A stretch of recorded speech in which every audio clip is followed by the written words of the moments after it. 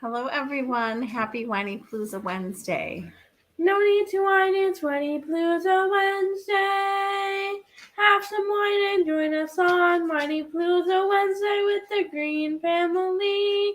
We've got loves, laughs, and all the light, so tune in every Wednesday night. Oh, mic drop. I love it. MC Ella in the house. Ella, it's so cute. I love it. It's perfect. Her song edition. Yes. And then some hip hop rap. Oh, why am I wearing? I lose the swag here. You can wear your swag. You That's look good all right. in your swag. So, Ella hasn't sang in a while, so that was nice. Yes. This is my fourth outfit of the day.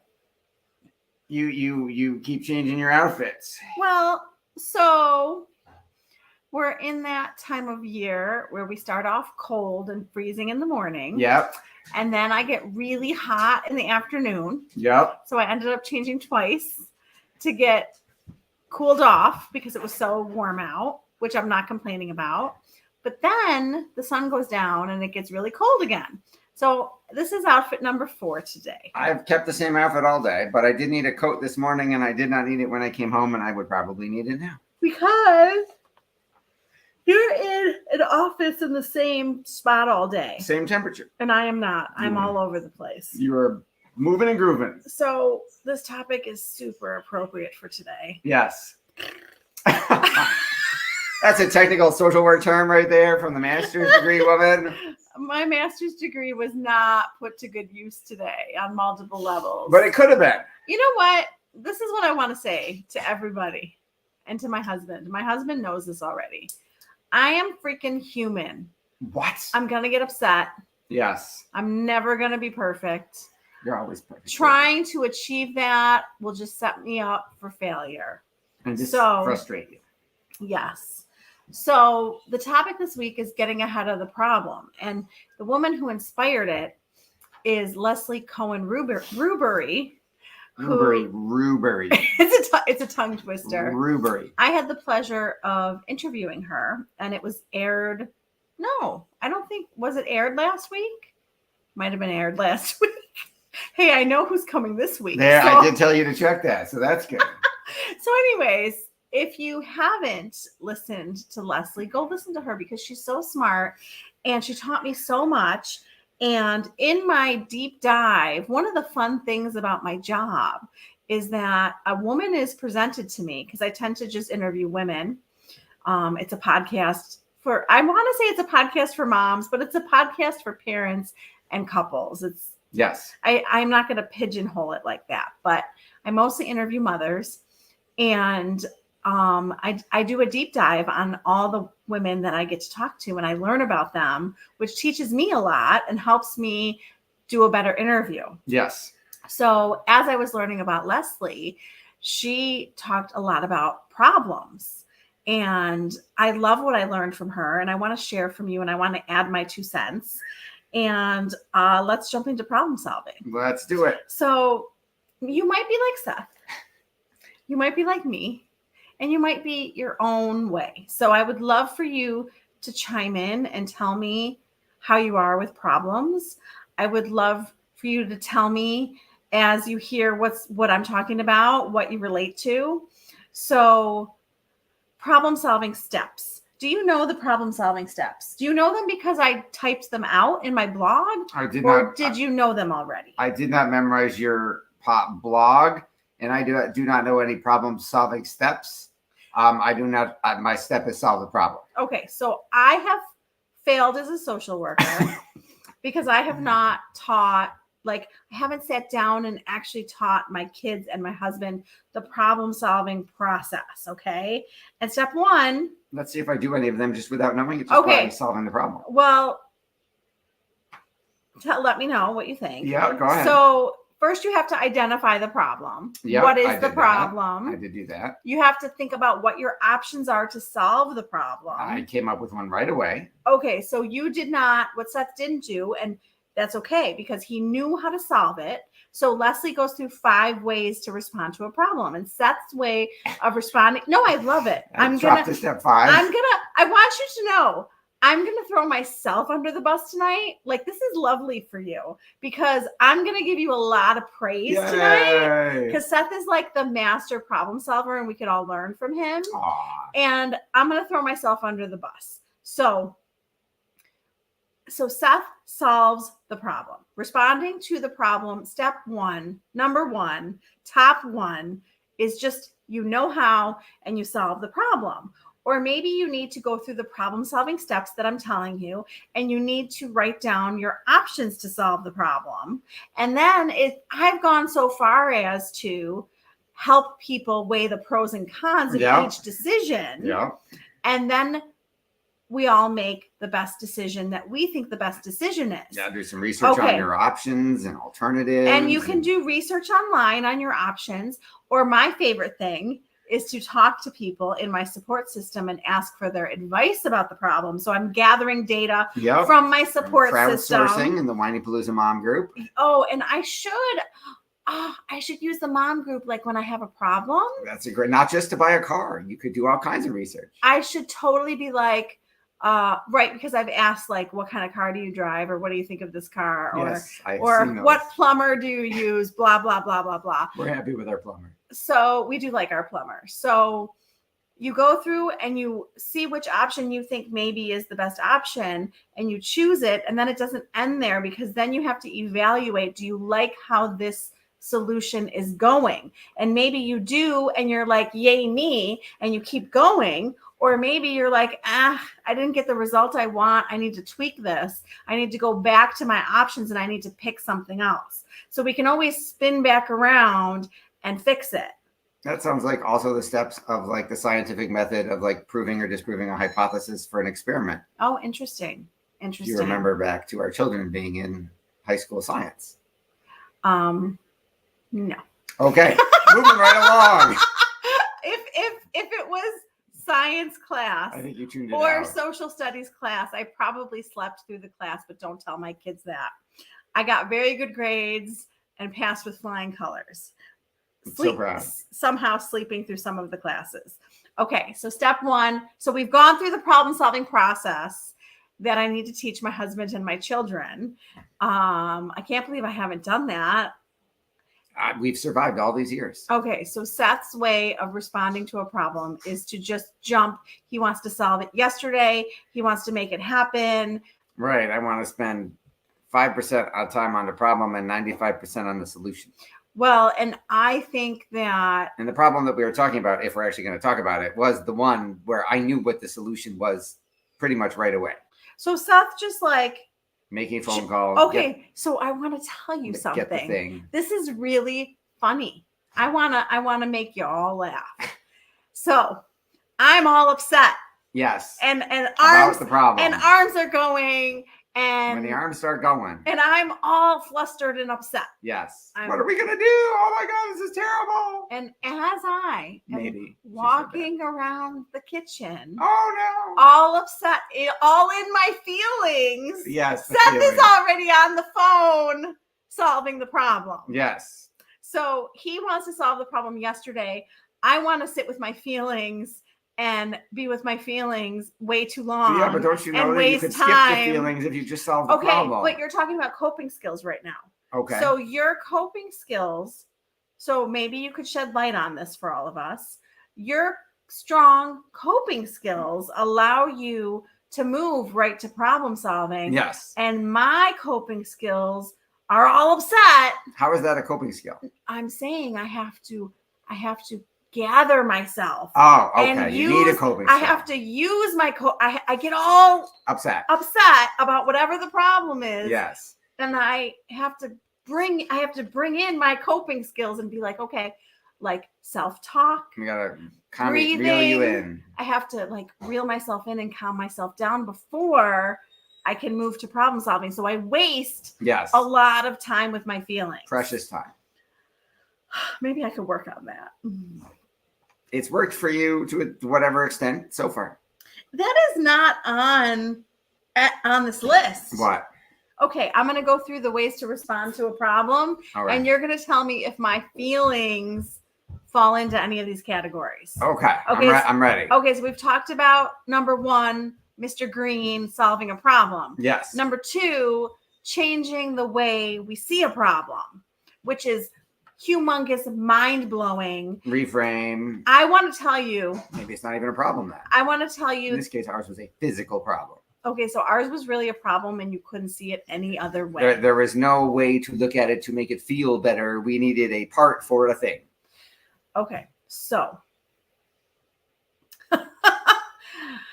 changing the way you look at a problem. So the first thing that came to me, and maybe you have another example, but the first thing that came to me were all the parents who came to see me for counseling and would present to me things like, you need to make my child listen.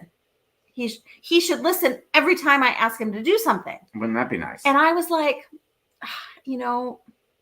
is that realistic? Is that a realistic expectation? Because I said so. Do we expect our kids to listen to us without any sort of comment and just obedience every time we ask them to do something? Does that seem like a realistic expectation that is setting us up for success? I have not figured out how to pull that off.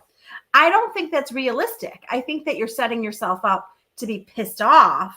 I'm disappointed. So if I change the way parents look at it and I change the way I look at it, I don't expect my kids to have perfect behavior all the time. Yes, if you change your expectations, then you would have fewer feelings about it. Yes. Look at that. So when Lily's having all of her feelings like her mother, I can change the way I'm looking at this problem. Yes. And I can say, you know what? You have big feelings too. You can relate to this. Ooh, that's a good one, because that'll help you be more understanding and take the focus off of you being annoyed that she's having those feelings. That when you have those feelings, you don't want us to be annoyed at you having your feelings. No, I totally understand why you want me to move past the feelings. We could talk about that too, but I could think about the fact that Lily is having a hard time and I need to help her. And if I view the problem in a different way, then I'm less angry and reactive and can help to problem solve more effectively. Yes. Right? Yes. Or maybe there's not even a problem depending on how I change my perspective. For sure. Okay. Number 3, accept and tolerate it, says Leslie. In the particular problem we were talking about, there was no acceptance or tolerating it.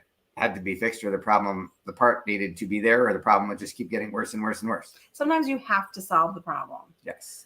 Or you will make it worse. Or we would have not Number been able 5. to use our thing. Oh my God, Seth. What? So accepting and tolerating the problem. The first thing that came to my head, and again, maybe Seth has a better example, was my son coming home last year and telling me he had lunch at 10 o'clock in the morning. That was the first thing that came to me for this example. And I was like, this is crap. He's not going to eat lunch at 10 o'clock in the morning. Like, we need to fix this. We need to make some phone calls and fix this. Look at that. You moved to problem solving. I don't always stay stuck in my feelings. You see, I was ready to make some you were phone very calls. resourceful. Maybe when it comes to my kids. Maybe when it comes to my kids, you are good much better at than when it comes to me. Yes. Interesting You observation. might want to look into that yourself. We need to talk about that. That is very interesting. So I said to Max, do you want to talk to your counselor and change your schedule? Do you want me to? What do you want to do about this? And he was like, leave it. I use it as a study hall. I'm not hungry. No big deal. I'll eat in my classes if I'm hungry. So he accepted it. He tolerated it. He made it through the year. It was fine. Yes. Okay. If we have a problem, we can also do nothing. We can do absolutely nothing. And denial is a great place to visit. I have been there, done it. Rode We the all bus. have, yes. Got the t-shirt. Got the t-shirt. Wasn't a good situation in my life. I did nothing about it for years. For years. Sometimes we just do nothing about a problem. Okay? And sometimes the fear of the unknown is worse than the pain of the known that is negative that we're experiencing. Yeah. I mean, I'm even thinking about, we're talking about a relationship. I'm moving to wait. Like maybe you want to be a healthier weight, but you do nothing about it. Or maybe you do number 5 and you make things worse. And you eat your and feelings. you just keep going up in the weight scale. So there's so many ways to respond to a problem. And Leslie really helped me to see that. And I felt like when I have a problem now, I can be more clear on how do I respond to this? And it is how I'm responding to this helping. Yes. Is it making it worse? Is it doing nothing? Is it making it better? Because we want to make it better. So if we start to pay attention to how we address problems and what our patterns are, we can start to tweak them and do better. Like writing this blog and talking about it is making me realize that I can really stay in my feelings too long. And does that, where does that fall? Is that the change the way I'm looking at something? Changing the way you're looking at something would help change the feelings that you're in. Mm-hmm. Yeah. I'm just wondering how, and is it a gender thing? Like, I don't want to say that it's women because that's generalizing, but I just am trying to figure out how you move so quickly to let's fix it. And I don't get there as fast as you. It depends on the problem. So that one was very logical. It wasn't a debate. There was a thing that we needed to fix, and and I moved to getting the thing. There are other problems that might require more opinion as opposed to fact. I try and practice, like if there's an issue at work, I try and practice I give myself 30 seconds or 60 seconds or 2 minutes and set a timer and go, you got 2 minutes to be pissed about this, get it all out, and then it's time to move on and work on fixing it. Do you do that? Yeah. How come you have never told me that before? We never discussed it. You know, the anxious brain. I think I've talked about it with Ella and Max because I think they've asked me. They've asked you what? A question like that before. I think I have told set a timer, give yourself a set amount of minutes to be upset, and then move. And now it's time to move on and fix it. Yeah. So that works. I think that works a lot for anxiety. I have heard people say that they say to themselves, you can be anxious for this amount of time. And then you have to move from that. I've been doing that in the morning when we get up too early, and that causes some anxiety. And I try and go back to bed or something. I will say, I'm giving you 15 minutes to relax enough to go to sleep, back to sleep. If that doesn't work, you need to get up and start moving and go work out or do something to make yourself feel better. I feel so bad. It's not all your fault. I think it is all my fault. Well, let's change the way you're looking at that. Why are we? Okay, so we're identifying the problem. Yes. His wife, me, I'm getting up before 6. Yes. Not intentional. And it's not intentional. And I can't go back to sleep. So I just get up and start doing my day. So I need to change the way I look at it and say, this is awesome. If I get up at 6, I get an extra hour plus in my day. There are people who get up at 5 or 6 on purpose to join the 5 a.m. club. I should get up and be happy about it. And then I wouldn't have, if I immediately got up, start moving and were excited, that would eliminate that anxious feeling. So I'm going to do that tomorrow. Right. We just solved the problem. Right. But you need sleep. True. You need to sleep. So we should have just already gone to bed then. Oh my gosh. I talked to a woman who's living in Hawaii, and talk about facts that you probably didn't know you wanted to know, but she said Hawaii closes down at 8:30 at night and everyone goes to sleep and gets up at 5 a.m. That's a whole different life. Right. Well, that's because if you're doing business on East Coast hours and their time zone is 6 hours back, you're working the night shift almost. So what's 8:30 to 5:30 hours wise? 8? Is that 8 hours? 9. 8 to 4:30 is 8 hours. Okay. That's a good amount of sleep. Yes. So that is not our schedule. It is not. So sometimes our kids aren't home at 8:30. So Max just got home. Yep. And we're going to, go say goodnight to the girls and wrap things up at home. And by the time we climb in bed, what is it, 10 o'clock? Maybe. So maybe what is the goal, to go to bed earlier? See, I feel like I'll get up even earlier.